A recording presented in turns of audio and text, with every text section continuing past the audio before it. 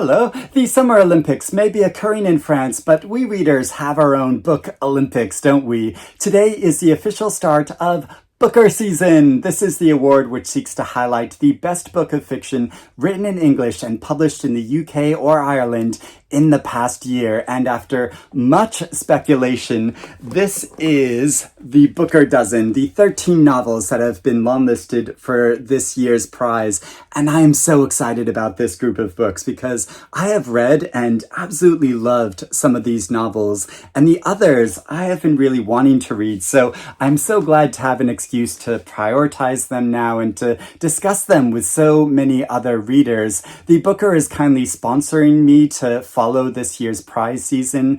The shortlist will be announced on September 16th, and then the winner will be announced on November 12th. So that is the time frame that we are working in. And the Booker is also hosting a reading challenge, which is really like a community read-along that you can participate in as much or as little as you want to. Over the coming weeks, they are going to be publishing on their website extracts from these books and more information about all of the novels and these authors, and give a lot of opportunity for more discussion so we can all share our thoughts and feelings about them. So I'll put links in the description below so you can find out more about that and join along. Within my own book club, we're going to be reading together one of the novels from the long list for our August book club pick, and over the next few days we'll be voting on that. So I'm so excited to see which book the group picks. I'm going to give brief summaries and more information about each of these books individually,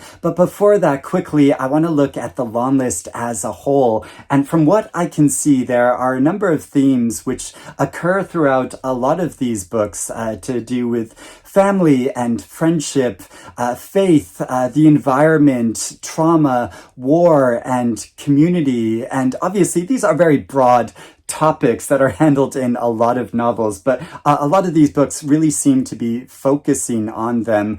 Some of these books look at specific historical periods from a personal point of view.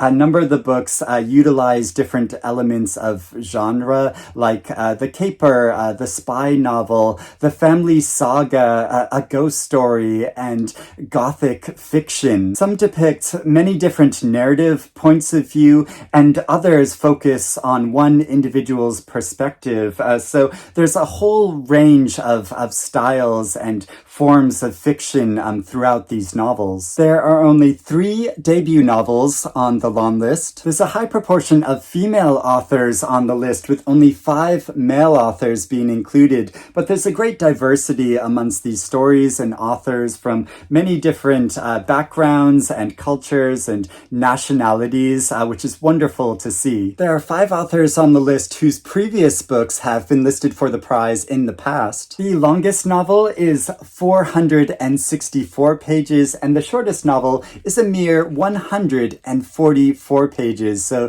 there's no great big 800 or 900 page chunksters on this year's list. Over the past few weeks, a lot of readers have been discussing the recent New York Times list of the 100 best books of the 21st century, and a number of the authors on this year's Booker Dozen have previous books that appeared on that very list. And actually, a lot of the authors included on that list, some of their books have been listed for or won the Booker in the past. So I think it goes to show how this prize really has its finger on the pulse of great new literary fiction. So probably a lot of these novels on this year's Booker list will show up in future lists of great books like this. Now, as happens almost every year with the prize, a couple of the novels on the long list haven't actually been published yet. So Rachel Kushner's Creation Lake is currently due to be published towards the beginning of September,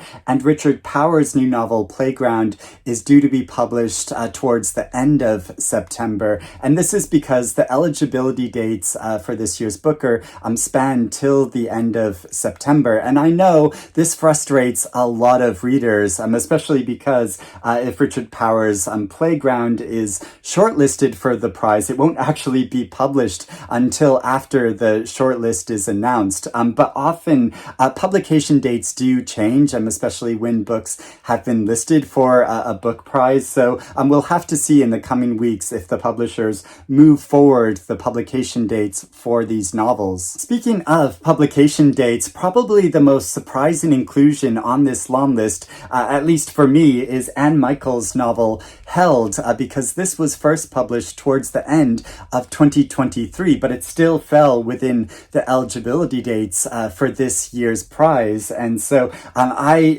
didn't get a chance to read it, and I hadn't heard all that much about it. And I think probably a lot of other readers just kind of forgot about this novel.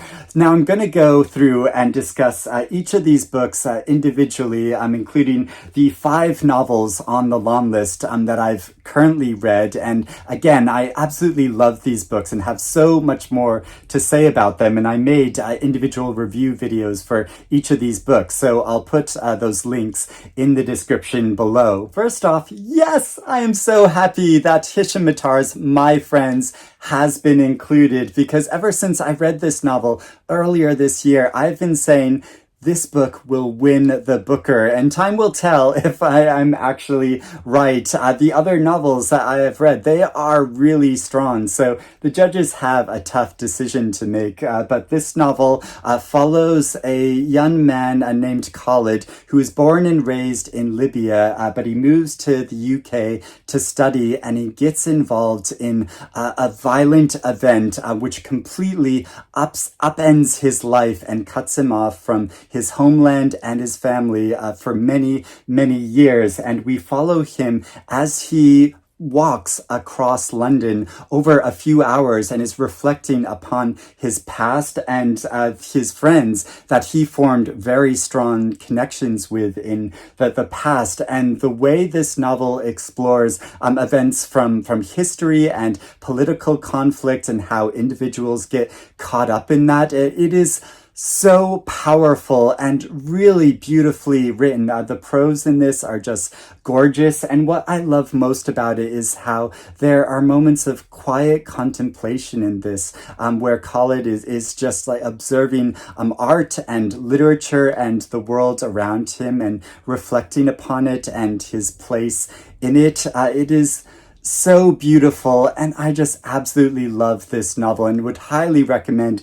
reading his memoir, The Return, alongside it, because it encompasses a lot of the same themes and information, but this novel handles it and in such an artful way that I think it is just incredible. Interestingly, the inside cover depicts an overview of a cityscape, and this is the cityscape that is included on the actual cover of the US version, but this is the UK cover. And my book club, when we read this together, we spent a lot of time analyzing and discussing this cover and what it depicts itself. So there is so much to say about this novel. James by Percival Everett, another novel that I think is an absolute masterpiece and an incredibly strong contender for this year's prize, because Everett takes the same events from the adventures of Huckleberry Finn and shows them from the point of view of Jim, as well as some events and scenes that Huckleberry Finn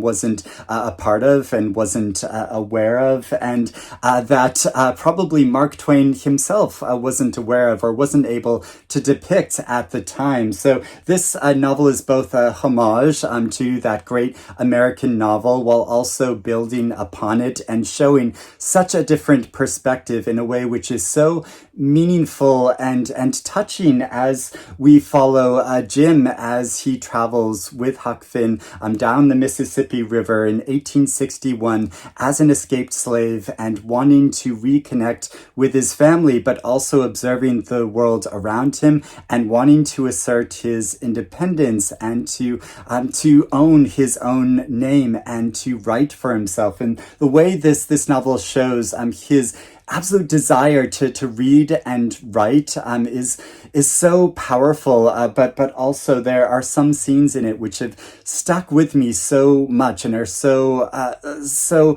tragic. But then there are other scenes which are very humorous and very heartwarming. And the overall tone of this novel is satirical, but also it has a lot of heart to it. And I think it's so incredible how Everett handles that and balances this as a whole. Also, the inside cover of this shows a map of the Mississippi and the surrounding area and some of the places where key events occur. And there is a great twist in this book towards the end of it, which was so surprising to me. Now, I know a lot of readers wonder, do you need to read The Adventures of Huckleberry Finn before reading this new novel? And I would say it's not necessary. You could just look at an overview of the events of that story if you've not read it before. But it does enhance the experience. And I personally went back and reread Mark Twain's novel because I hadn't read it since I was a child. And I reread it before getting to this new novel. And I think it did really enhance the experience. So I would recommend it. This Strange Eventful History by Claire Messud. And this is a novel that just captured my heart. It follows the story of a French-Algerian family named the Cassars over multiple generations, and different chapters follow different points of view of different members of this family as they move around the globe and take on different jobs and experience different conflicts. And you can see on the inside cover there's a map where many different family members end up. So it really spans the whole globe, and their different experiences intersect with different moments of history and periods of time, and it really gave me a different view of war and different conflicts and movements in economics and our social history. So it's really fascinating how it presents this broad picture, but also really specific moments. I loved a section where one of the members of the family, she's living in South America and she becomes an assistant in a bookshop, and it's just wonderful how it follows that, and it's really interesting how that particular storyline plays out.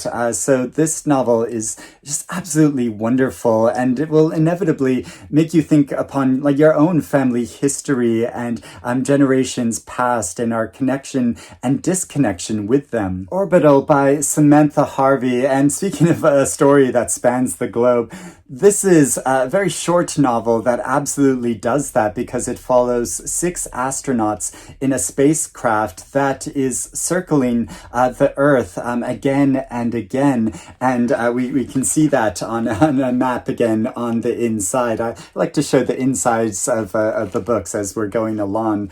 But the language and the writing in this novel is so beautiful as we follow these different astronauts' perspectives as they're making observations about the worlds below them that they are observing, and how they have a really unique point of view of the planet from this distance, but also a really different conception of time, because like outside of the Earth, there is a different movement of time and a different movement of the sun, and it's so fascinating getting their points of view, but we also get pieces of their personal history and their connection with the worlds below them and their observations of the environment. There's not a tremendous amount of plot in this novel, but what there is, it's really fascinating to follow. Like at one point, there's an enormous hurricane developing in one of the seas in the South Seas, and so they follow that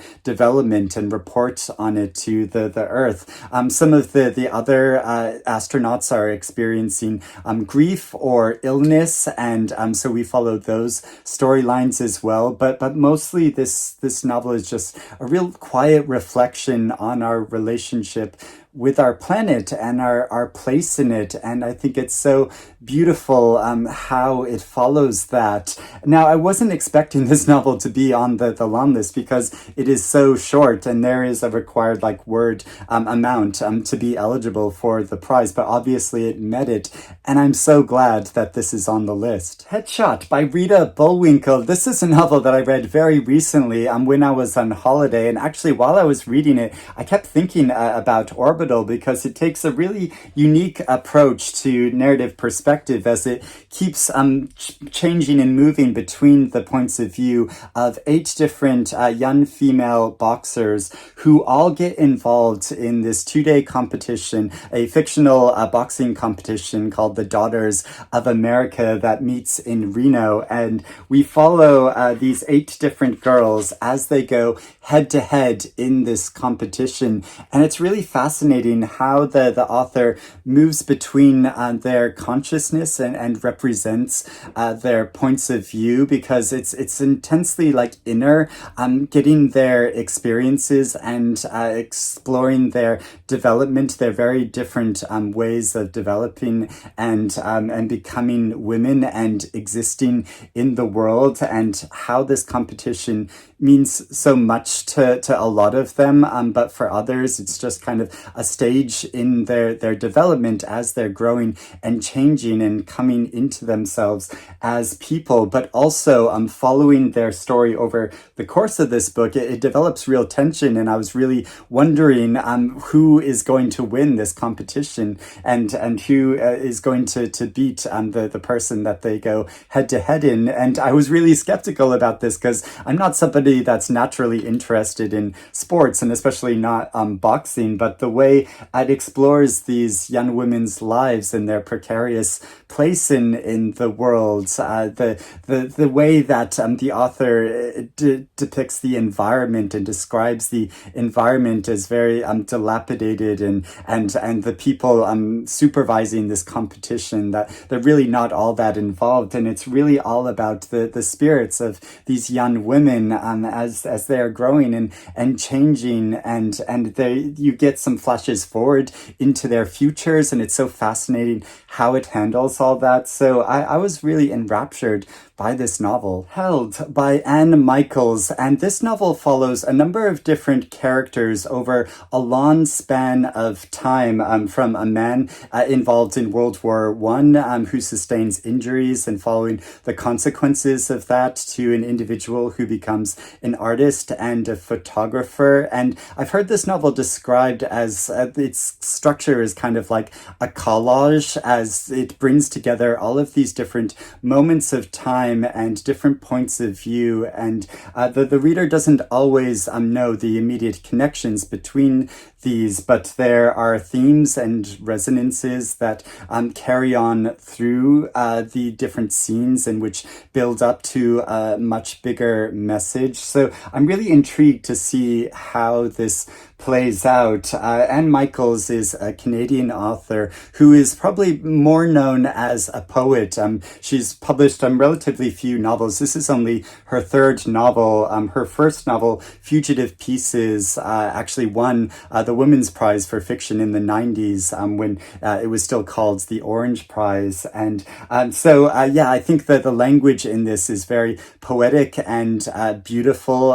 It's probably a story that's not so much about the plot, but just making a lot of poignant observations about moments of time. Wandering Stars by Tommy Orange. This novel follows 3 generations of a Native American family from the 1864 Sand Creek Massacre to more recent times.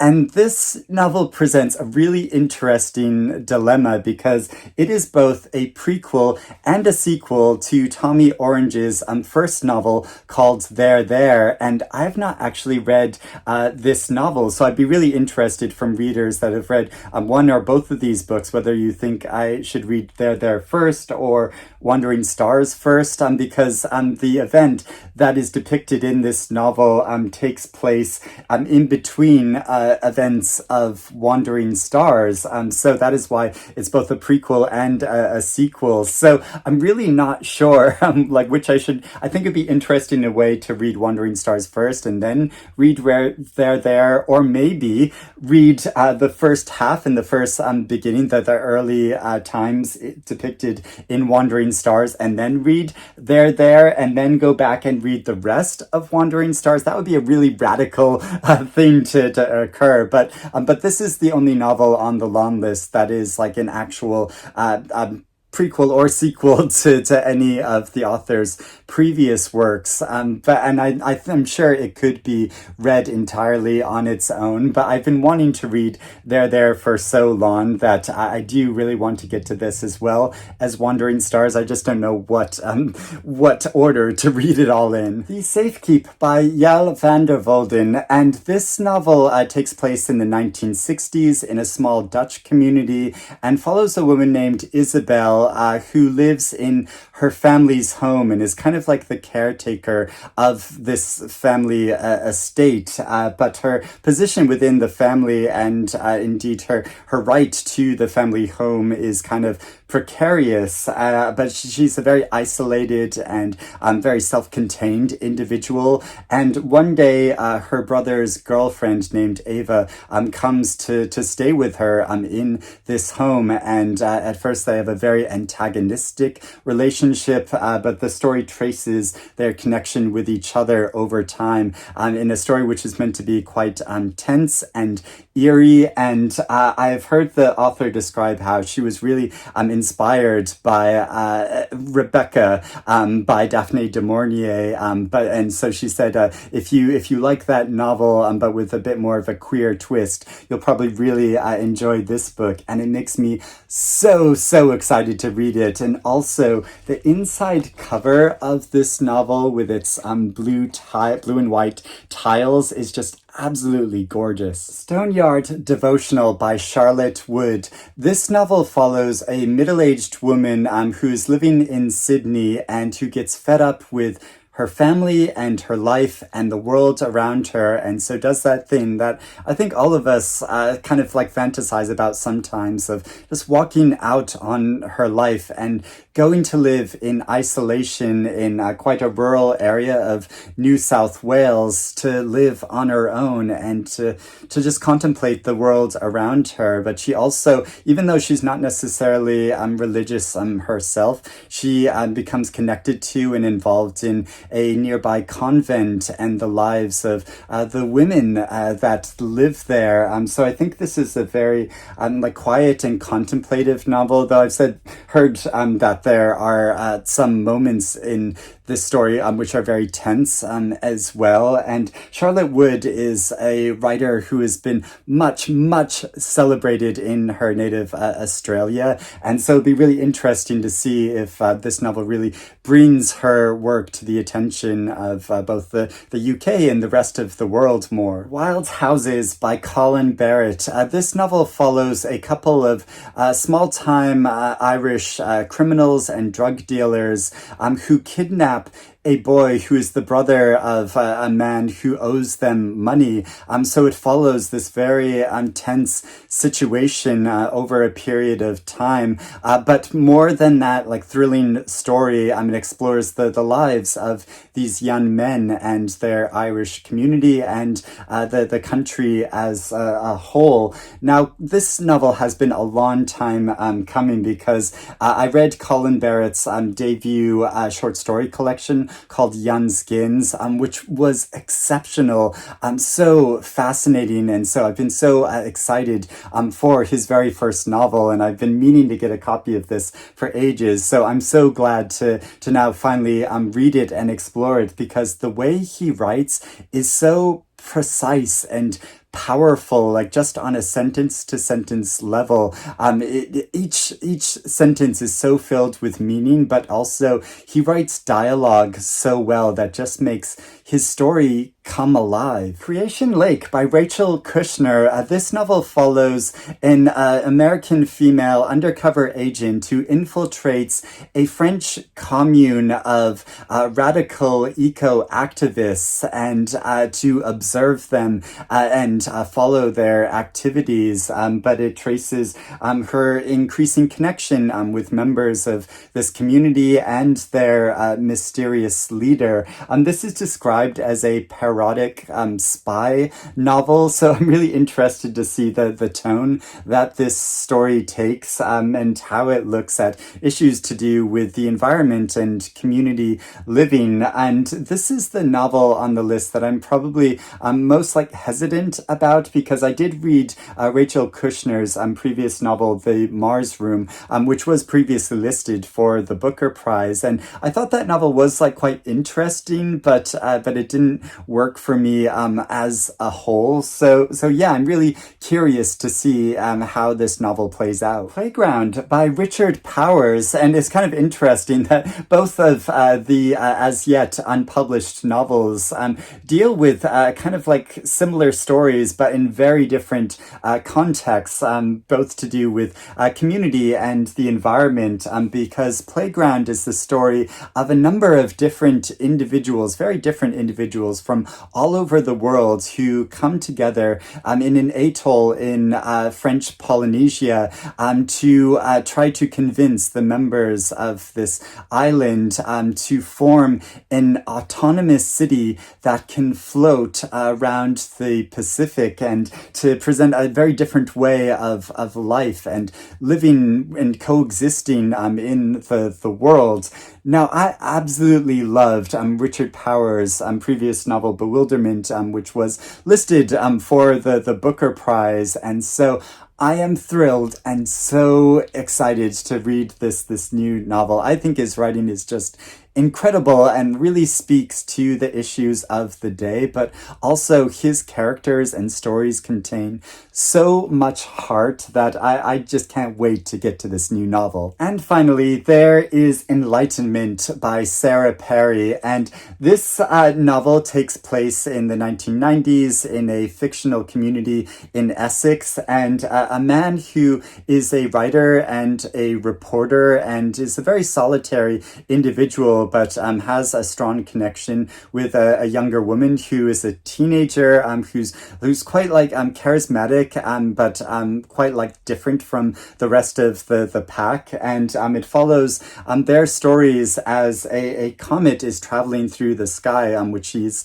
writing a report on at the beginning of this book, and is so looking at his place in the world and his relationship with the universe, but also his connection and disconnection with faith, and is really wrestling with issues to do with that. So Sarah Perry's most famous novel is The Essex Serpent, which has this wonderful Gothic vibe to it, and so this is the novel on the long list that I'm currently reading. I'm about 50 pages in, and her powers of description are so vivid and evocative that it's just a pleasure to read. I'm still settling into the story and getting to know the characters, but I'm really intrigued to see how this novel will play out. And I've heard from so many readers that have loved this book as a whole, so I'm really excited to continue on reading this. Now, I am so eager to hear what you think of the long list. What have you read from the list?